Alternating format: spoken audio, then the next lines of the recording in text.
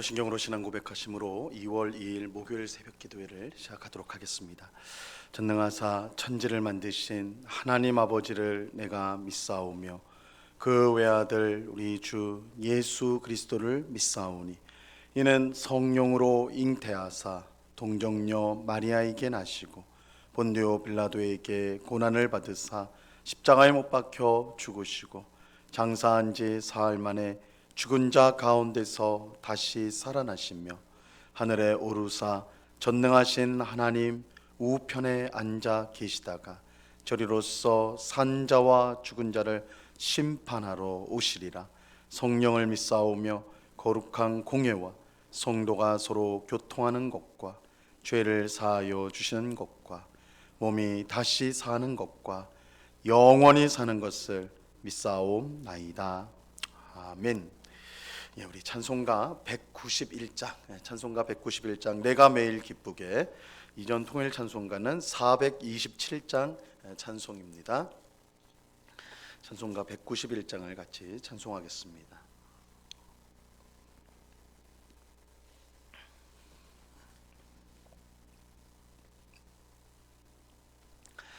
우리 찬송가 191장을 같이 찬송합니다. 내가 매일 기쁘게 순례의 길 행함은 주의 팔이 나를 안보함이요, 내가 주의 큰 목을 받는 참된 비결은 주의 영이 함께함이라. 성령이 계시네, 할렐루야 함께 하시네. 좁은 길을 걸으며 밤낮 기뻐하는 것 주의 영이 함께함이라.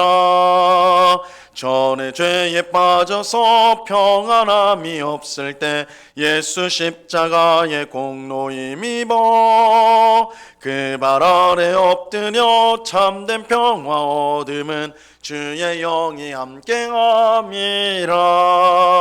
성령이 계시네, 할렐루야 함께 하시네. 좁은 길을 걸으며 밤낮 기뻐하는 것 주의 영이 함께함이라. 나와 동행하시고 모든 염려하시니 나는 숲의 새와 같이 기쁘다. 내가 기쁜 마음으로 주의 뜻을 행함은 주의 영이 함께함이라. 성령이 계시네, 할렐루야 함께 하시네. 좁은 길을 걸으며 밤낮 기뻐하는 것 주의 영이 함께함이라. 세상 모든 욕망과 나의 모든 정욕은 십자가에 이미 못을 박았네. 어두운 밤이 지나고 무거운 짐 벗으니 주의 영이 함께함이라. 성령이 계시네, 할렐루야 함께 하시네.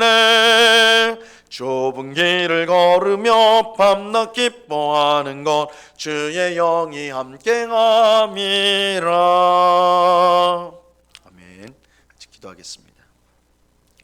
참 좋으신 아버지 하나님, 오늘도 저희들을 단잠에서 깨워주시고 우리에게 힘을 주셔서 기도의 자리로 나와 기도할 수 있는, 또한 찬송하며 주의 말씀을 듣는 은혜를 베풀어 주심을 감사합니다. 이 새벽에도 우리 하나님께서 우리 모두를 불쌍히 여기시고 귀한 사랑과 은혜를 충만히 베풀어 광야와 같은 세상이지만 주님의 은혜를 힘입어 감사하며 찬송하며 천국을 향한 순례의 길을 힘있게 걸어가는 저희 모두가 되게 하여 주시옵소서. 하나님이 싫어하시는 죄를 멀리하게 하옵소서. 죄를 미워하고 멀리하며 오직 성령을 따라 행함으로 하나님께 영광이 되는 저희의 삶이 되게 하여 주옵소서. 성령으로 충만하게 하옵소서. 성령 하나님께서 우리의 생각과 우리의 입술의 모든 말과 우리의 행실을 다스려 주셔서 우리의 삶 가운데 성령의 풍성한 열매를 맺어 하나님께 영광 돌릴 수 있도록 주님 저희들을 늘 변화시켜 주시고 새롭게 하여 주시옵소서. 우리의 마음을 짓누르는 모든 세상의 염려와 근심들을 다 주님께 맡깁니다. 저희에게 믿음을 주셔서 우리가 가진 모든 문제보다 크신 하나님이심을 우리가 분명히 믿고 오늘도 믿음으로 살아가는 이 우리의 입술로 주님의 행하실 일을 찬송하고 또한 확신하며 믿음의 고백으로 그렇게 살아가는 주의 백성들이 다 될 수 있도록 주님 도와 주시옵소서. 이 시간 주의 말씀을 듣고자 합니다. 성령 하나님께서 밝히 조명하여 주셔서 말씀의 뜻을 깨닫게 하옵시고 말씀의 인도를 받는, 그래서 말씀해 주시는 풍성한 은혜 가운데 살아가는 저희들을 다 될 수 있도록 주장하여 주시옵소서. 감사와 찬송을 주께 드리오며 예수 그리스도 이름으로 기도드리옵나이다. 아멘. 우리 하나님 말씀을 다 같이 봅니다. 고린도 후서 3장 1절로 3절까지의 말씀을 우리가 다 같이 보도록 하겠습니다. 고린도 후서 3장 1절에서 3절까지의 말씀입니다.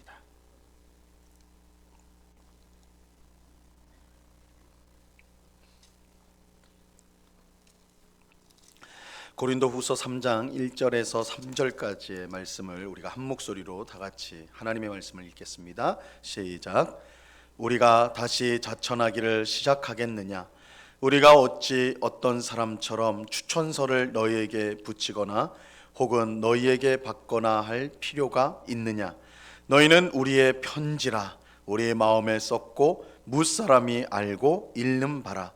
너희는 우리로 말미암아 나타난 그리스도의 편지니 이는 먹으로 쓴 것이 아니요 오직 살아계신 하나님의 영으로 쓴 것이며 또 돌판에 쓴 것이 아니요 오직 육의 마음판에 쓴 것이라.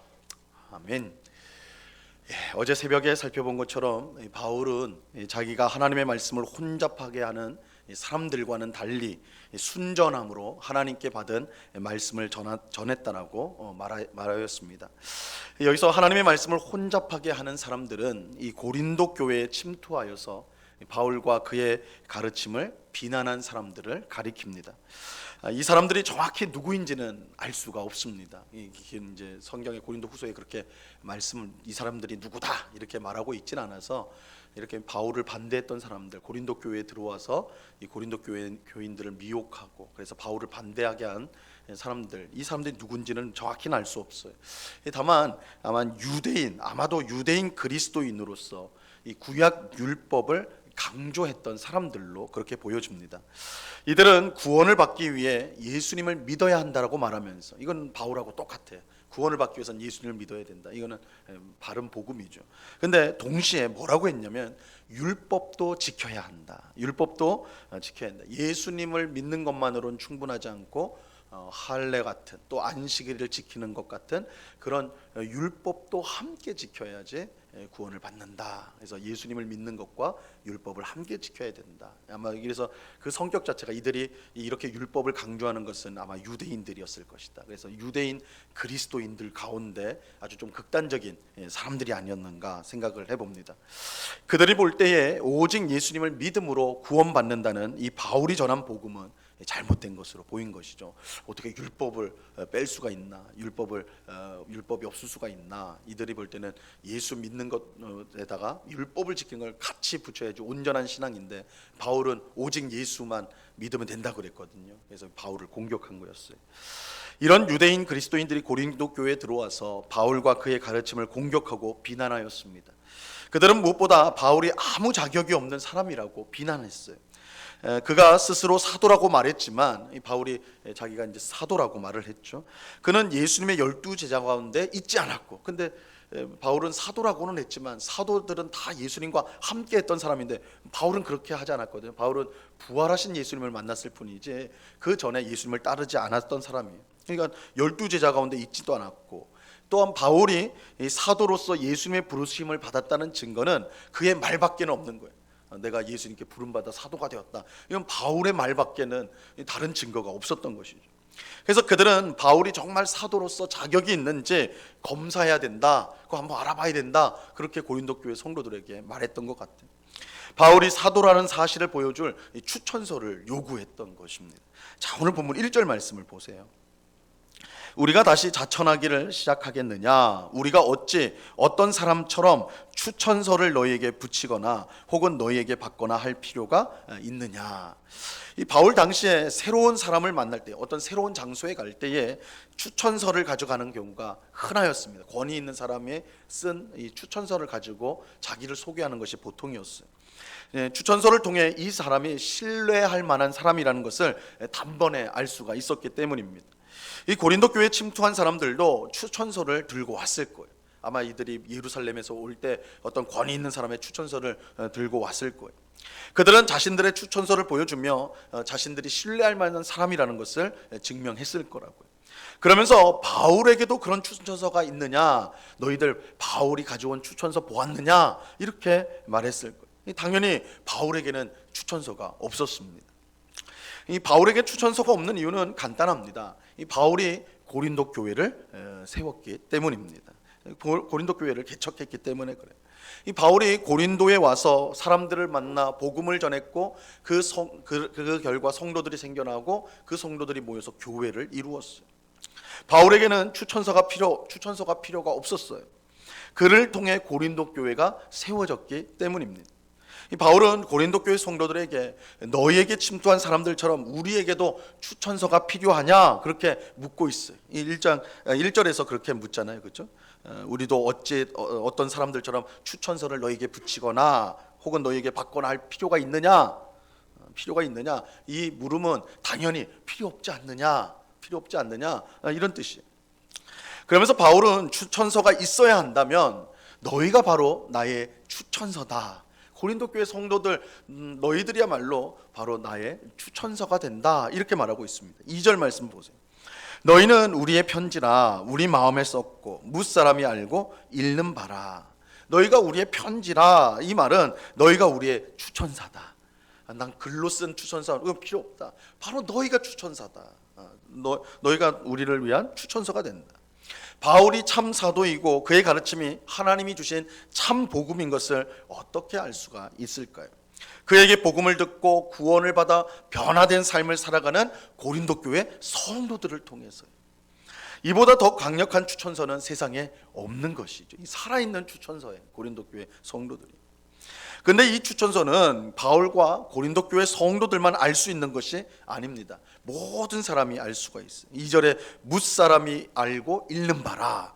이 뭇사람 할 때 이 뭇이라는 건 모든 사람이 알고 읽는 바다. 왜냐하면 바울이 전한 복음을 듣고 고린도 교회 성도들이 변화된 것은 세상 사람들이 모두 볼 수 있도록 공개되어 있기 때문입니다. 기독교 신앙은 사이비 종교들이 하는 것처럼 그 단체 안에 있는 사람들만 아는 그런 비밀스러운 것이 아닙니다. 자기들만 구원을 받았고 자기들 안에만 어떤 진리가 있고 그래서 그것을 비밀스럽게 신앙하는 것, 이거는 기독교가 아니에요. 정통 기독교가 아니에요. 정통 기독교는 언제나 바른 기독교 신앙은 세상 모든 사람에게 공개가 되어져 있어요. 그 교회와 그 신앙과 성도의 고백, 이 모든 것이 세상을 향해 공개되어져 있다고요. 하나님은 이 세상에서 비밀스럽게 몇몇 사람을 구원하신 것이 아닙니다. 이 사이비 종교단체가 그런 말을 하잖아요, 그죠? 이단들이 주로 하는 게 우리만 구원받아, 우리 교회만 구원받아, 우리 이 계시를 받은 우리만. 그런데 그건 이단이고 사이비 단체. 기독교는 그렇지 않아요. 하나님은 모든 사람에게 복음을 전하여 믿는 사람은 누구든지 구원받고 변화된 삶을 살게 하셨어요. 그래서 기독교는 공개적인 뭇사람이 알고 읽을 수 있다. 근데 이처럼 고린도 교회 성도들이 바울에게 복음을 듣고 새로운 삶을 살게 된 것은 궁극적으로는 예수 그리스도 때문이었습니다. 그래서 바울은 3절에서 너희는 그리스도의 편지라 이렇게 말씀하죠. 3절 보세요. 너희는 우리로 말미암아 나타난 그리스도의 편지니 이는 먹으로 쓴 것이 아니요 오직 살아계신 하나님의 영으로 쓴 것이며 또 돌판에 쓴 것이 아니요 오직 육의 마음판에 쓴 것이라. 고린도 교회 성도들은 바울의 편지이면서 동시에 그리스도의 편지, 예수님의 편지였어요. 예수님께서 바울을 통해 고린도 교회 성도들을 구원하고 변화시켰기 때문입니다. 그러므로 고린도 교회 성도들을 보면 그들을 통해서 바울의 모습을 보고 그들에게 복음을 전하고 그들을 가르친 바울의 모습이 보이고, 뿐만 아니라 무엇보다 궁극적으로는 그들에게 예수님의 모습이 보이게 됩니다. 예수님의 역사로 고린도 교회 성도들이 구원받고 변화되었기 때문입니다. 그런데 고린도 교회 성도들이 그리스도의 편지라고 할 때, 예수님의 편지라고 할 때 그 편지는 먹이나 잉크 같은 것으로 쓴 것이 아니라 오직 살아계신 하나님의 영, 성령으로 쓴 것입니다. 또 돌판에 쓴 것이 아니라 오직 육의 마음판에 기록한 것입니다. 고린도 교회 성도들이 복음을 듣고 변화된 것은 예수님께서 성령님을 선물로, 그들에게 선물로 주심을 통해 일어난 역사였어요. 성령님께서 고린도 교회 성도들 마음 안에 계셔서 그들을 예수님을 따르는 사람으로 변화시켜 주신 것입니다. 그런데 이러한 변화는 단지 눈에 보이는 외적인 변화가 아닙니다. 왜냐하면 돌판이 아닌 오직 육의 마음판에 썼기 때문입니다. 우리는 여기서 바울이 오직 예수님이 아니라 율법과 함께 해야 된다. 그러니까 예수님을 믿을 뿐만 아니라 율법도 지켜야 된다. 이렇게 강조했던 유대인 그리스도인을 비판하는 것을 볼 수가 있습니다. 이들은 예수님만 믿어서는 안 되고 율법을 지켜야 한다라고 말함으로써 고린도 교회 성도들을 구약 시대 이스라엘 백성처럼 율법 안에 가둬두려고 했습니다. 이스라엘 백성은 시내산에서 받은 돌판에 새긴 율법을 붙들었습니다. 하지만 그 결과가 무엇이냐? 우리가 구약 성경을 통해 확인하는 것처럼 그 돌판에 새겨진 율법을 붙들었던 이스라엘 백성들은 어떻게 되었습니까? 돌판에 새긴 율법은 이스라엘 백성을 하나님께로 온전히 이끌지 못했습니다. 그들은 율법에 불순종했고 결국 망하게 되었어요. 결국 망했어요. 율법은 그들을 구원할 능력이 없습니다. 그래서 하나님은 망한 이스라엘 백성을 향해 새 언약을 선언하시죠. 이 새 언약은 돌판에 율법을 새긴 옛 언약과는 달리 사람의 마음에 율법을 새기는 것입니다. 새 언약을 말하는 예레미야서 31장 33절 말씀에 보면요, 이렇게 새 언약을 설명하고 있습니다. 그러나 그날 후에 내가 이스라엘 집과 맺을 언약은 이러하니, 이 새 언약이죠. 곧 내가 나의 법을 그들의 속에 두며 그들의 마음에 기록하여 나는 그들의 하나님이 되고 그들은 내 백성이 될 것이라. 여호와의 말씀이니라. 하나님께서 망한 이스라엘 백성과 새 언약을 맺겠다. 이제 너희와 내가 새 언약을 맺게 될 것인데, 이때도 율법을 주세요. 율법, 그죠? 근데 이 율법은 다른 율법은 아니고 돌판에 새긴 율법과 똑같은 게 사실은 모세를 통해 주신 율법과 같은데, 다만 그것을 어디에 기록하느냐가 다른 거예요. 모세를 통해 주신 율법은 돌판에 기록됐어. 돌판에, 모세가 시내산에서 내려올 때 두 돌판을 들고 내려오잖아요. 하나님께서 친히 돌판에다가 율법을 새겨 주셨단 말이에요. 근데 그것이 실패하였거든요. 그 두 돌판으로는 이스라엘 백성들을 구원할 수가 없었어요. 그들이 불순종했단 말이에요. 그래서 새 언약을 맺을 때 하나님이 율법을 주시는데, 이번에는 돌판에다 새기는 것이 아니라 바로 새 언약을 맺을 백성의 마음에 새기는 거예요. 율법을 사람의 마음, 사람의 심장에 율법을 새기는 것입니다. 이게 이제 오늘 본문 말씀에 나오는 것처럼 돌판이 아닌 육의 마음판에 쓴다라는 의미예요. 그런데 이처럼 마음판에 법을 쓰는 것은 정확히 무엇을 말하는가? 에스겔서 36장 27절에 보면, 이 예레미야서와 에스겔서는 새 언약을 선포하는 성경인데, 에스겔서 36장 27절에 보면 이렇게 말씀을 해요. 또 내 영을 너희 속에 두어 너희로 내 율례를 행하게 하리니 너희가 내 규례를 지켜 행할지라.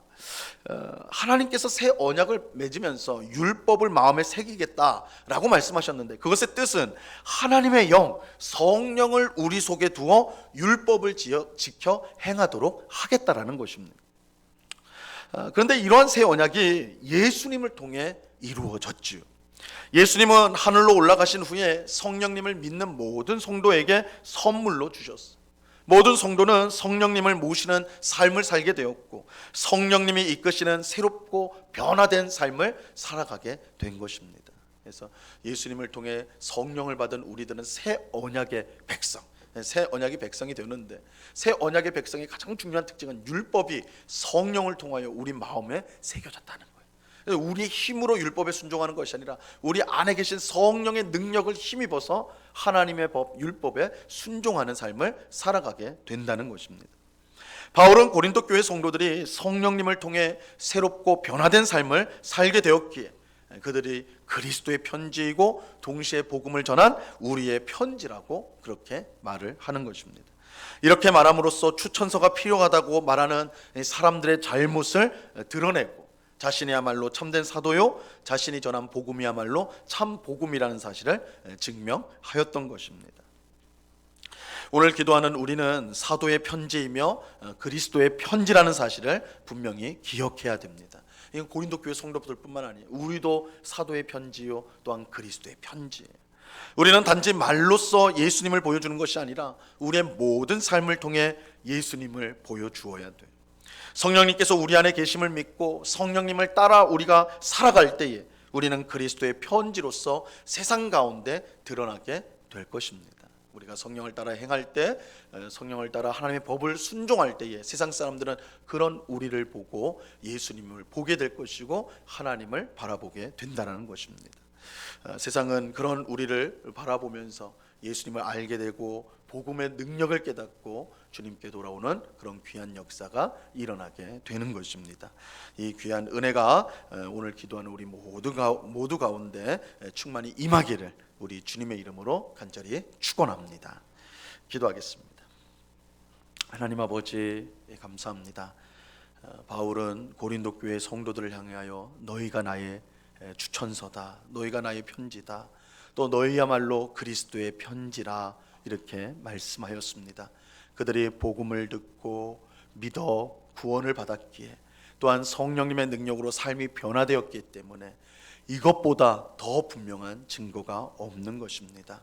아버지 하나님, 오늘 이 새벽에 기도하는 우리도 사도의 편지요 또한 그리스도의 편지란 사실을 꼭 기억하고 오늘도 성령님을 따라 행함으로써 세상 가운데 하나님의 그리스도의 편지로 드러나는 삶을 살아가는 세상 사람들이 우리의 삶을 보고 예수님을 알게 되고 예수님을 믿게 되는 그런 귀한 역사가 일어날 수 있도록 주님 우리를 인도하여 주시옵소서. 우리의 생각, 우리의 말과 우리의 모든 행실을 성령 하나님 온전히 다스려 주셔서 세상 가운데 드러나는 소금과 빛의 역할을 잘 감당하는 우리의 삶이야말로 선교요 전도의 삶을 살아가는 저희들이 다 될 수 있도록 부족한 저희들을 주님 꼭 붙잡아 주시옵소서. 아버지 하나님, 이 시간에 또한 주님 앞에 간절히 기도하옵기는 오늘도 주의 복음을 위하여 힘쓰고 애쓰는 타지에 나간 우리 선교사님들을 위해서 기도합니다. 특별히 우리 교회에서 파송한 박충성, 이슬원 선교사를 주님께서 기억하여 주옵시고 주님 계속해서 그 나라의 말을 배우고 또한 그곳에 있는 사람들을 사귀며 또는 동역자들과 함께 앞으로의 행할 선교 사역을 준비하고 있습니다. 아버지 하나님, 이 모든 준비의 과정 가운데 주님 함께하여 주옵시고 저들을 통하여 하나님의 귀한 복음의 역사가 그 땅에 일어날 수 있도록 주님 주장하여 주시옵소서. 파송한 우리들은 그저 저들이 잘하기만을 기도할 뿐만 아니라 우리가 함께 그곳에 있음을 알고 기도로서 또한 후원으로서 함께 마음을 아파요 선교 사역을 감당하는 그런 우리 응곡교회가 될 수 있도록 은혜를 내리워 주시옵소서. 해외에 파송된 많은 선교사님들 뿐만 아니라 또한 국내 많은 농어촌 미자립 교회들이 있습니다. 특별히 열악한 상황 가운데서도 주의 복음을 힘있게 증거하는 주의 종들을 기억하여 주셔서 우리 응곡교회가 그들을 위해 늘 기도로 깨어있게 하시고 함께 협력하는 일에 힘쓰는 선교에 앞장서는 성도와 우리 교회 될 수 있도록 주님 사용하여 주시옵소서. 이 시간 여러 가지 기도의 제목들로 기도하는 주의 백성들 한 사람 한 사람 붙들어 주시고 우리의 기도에 신실하게 응답하시는 하나님이신 줄로 믿고 의심하지 말고 믿음으로 기도하여 응답받는 이 복된 새벽 되게 하여 주시옵소서. 언제나 우리와 함께 하시며 응답하시는 하나님 앞에 감사와 찬송을 올려드리오며 예수 그리스도 이름으로 기도드리옵나이다. 아멘. 하늘에 계신 우리 아버지여, 이름이 거룩히 여김을 받으시오며 나라에 임하옵시며 뜻이 하늘에서 이룬 것 같이 땅에서도 이루어지이다. 오늘날 우리에게 일용할 양식을 주옵시고 우리가 우리에게 죄 지은 자를 사하여 준 것 같이 우리 죄를 사하여 주옵시고 우리를 시험에 들게 하지 마옵시고 다만 악에서 구하옵소서. 대개 나라와 권세와 영광이 아버지께 영원히 있사옵나이다. 아멘.